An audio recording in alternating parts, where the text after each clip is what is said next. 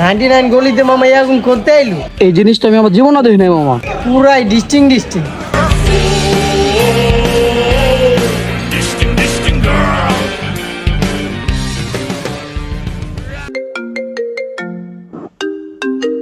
তোমাকে বলেছিলাম আমাকে গুলশান অথবা বনানী কোনো একটা ফ্ল্যাটে রাখো।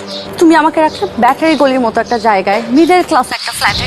তুমি আসলে নিজেকে যতটা স্মার্ট দেখাও ততটা স্মার্ট না তুমি। এখানকার বস্তির ছেলেরা আমাকে দেখে টিজ করে, আমাকে দেখে বলে ডিস্টিং। How lame! আমার কান্না পাচ্ছে এখন।